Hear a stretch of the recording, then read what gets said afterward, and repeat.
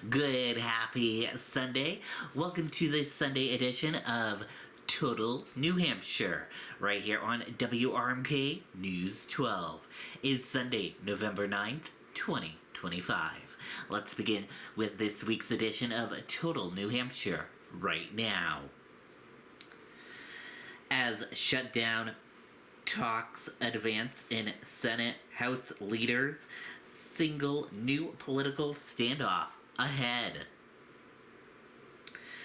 As lawmakers in the Senate report modest progress toward ending the longest government shutdown in U.S. history, tensions are mounting in the House, where Speaker Mike Johnson has signaled that any deal reached across the Capitol may face new resistance. Johnson made clear that the House does not intend to automatically approve a Senate compromise. There is really nothing for us to negotiate, he said.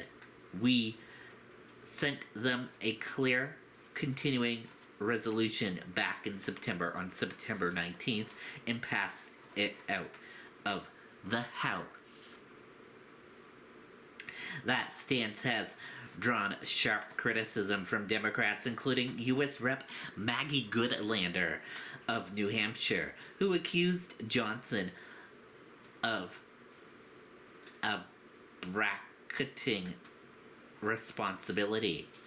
It has been, to me, completely expressing to see the Speaker of the House continue to repeat that our job in the House is done, she said.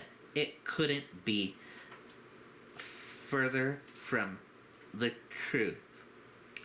Democrats, buoyed by recent election day victories in Virginia and New Jersey, have maintained pressure on Republicans to reach a deal as the shutdown continues to ripple across the country.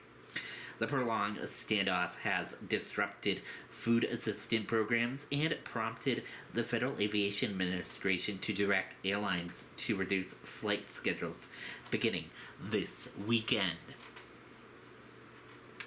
This should all have been prevented to begin with, Goodlander said. I've got bipartisan legislation that would prevent this kind of shutdown. This is the first shutdown I've served through, and it's completely senseless. The idea that members of Congress who aren't working are being paid, while public servants doing some of the toughest jobs in this country are not. It's completely backwards.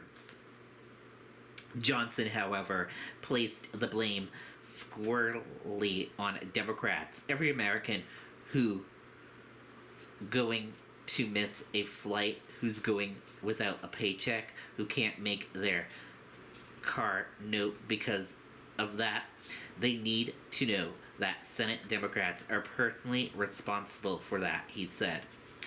Democrats have instead that any budget deal must include an extension of Affordable Care Act tax credits, a sticking point that continues to divide negotiations as the shutdown drags on.